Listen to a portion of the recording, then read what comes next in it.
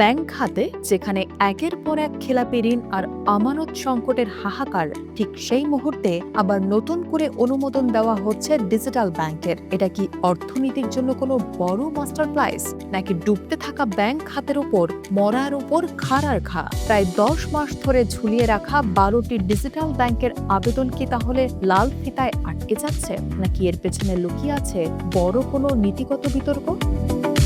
বর্তমানে দেশের সার্বিক ব্যাংক খাতের অবস্থা কিন্তু মোটেও ভালো নয়। খেলাপি ঋণের রেকর্ড চাপ, আমানত সংকট আর নিরাপত্তার খাতিরে প্রফিশন ঘাটতিতে ভুগছে সরকারি বেসরকারি অধিকাংশ ব্যাংক। বেশ কয়েকটি ব্যাংক তো গ্রাহকের দৈনন্দিন চাহিদাই মেটাতে পারছে না। ঠিক এমন এক মুহূর্তে প্রশ্ন উঠেছে, বাংলাদেশ কি এই মুহূর্তে আসলেই কোনো নতুন ডিজিটাল ব্যাংকের প্রয়োজন আছে?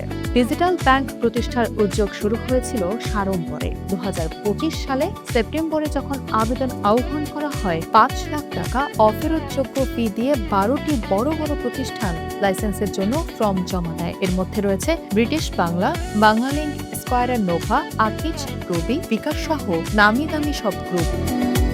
চুক্তি অনুযায়ী ব্যাংক চালুর ন্যূনতম পরিশোধিত মূলধন ধরা হয়েছিল 300 কোটি টাকা। কিন্তু আবেদন নেওয়ার প্রায় 10 মাস পার হয়ে গেলেও এখনো চূড়ান্ত কোনো সিদ্ধান্ত নিতে পারেনি বাংলাদেশ ব্যাংক। বাংলাদেশ ব্যাংকের ভেতরের একটি অংশ এখন স্পষ্ট মনে করছে, বিদ্যমান ব্যাংক খাতের এই বেহাল দশায় নতুন ব্যাংকের অনুমোদন দেওয়াটা আত্মঘাতী হতে পারে। ঢাকা বিশ্ববিদ্যালয়ের ব্যাংকিং অ্যান্ড ইন্স্যুরেন্স বিভাগের অধ্যাপক ডক্টর মোহাম্মদ শহীদুল ইসলাম জাহিদ চমৎকার একটি পয়েন্ট তুলে ধরেছেন। তিনি বলছেন, বর্তমান অর্থনৈতিক বাস্তবতায় নতুন কোনো ব্যাংকের লাইসেন্স অর্থনীতির জন্য সুফল আনবে না। যদি তারা পর্যাপ্ত গ্রাহক না পায় বা লোকসান করে, তবে নীতি নির্ধারকদের এই সিদ্ধান্ত ভবিষ্যতে বড় প্রশ্নের মুখে পড়বে। এদিকে আবেদন আহ্বান করে 50,000 থেকে শুরু করে কোটি কোটি টাকার প্রসেসিং এবং ফি নেওয়ার পর এখন যদি বলা হয় নতুন ব্যাংকের দরকার নেই, তবে প্রশ্ন ওঠে নিয়ন্ত্রক সংস্থার জবাবদিহিতা নিয়েও।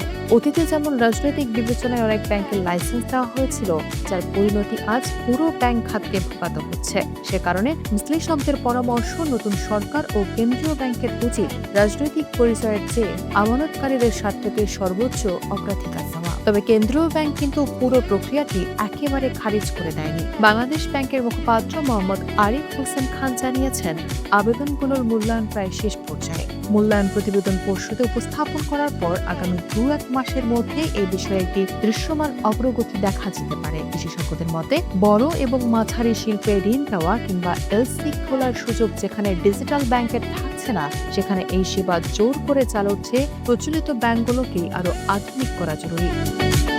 দেশের মানুষ যখন বিদ্যমান ব্যাংকিং খাতে আস্থা হারাচ্ছে, তখন ডিজিটাল ব্যাংকের এই ঝুঁকিপূর্ণ পরীক্ষা দেশের ব্যাংক খাতকে কতটা স্থিতিশীল করবে তা নিয়ে এখন তৈরি হয়েছে নতুন প্রশ্ন।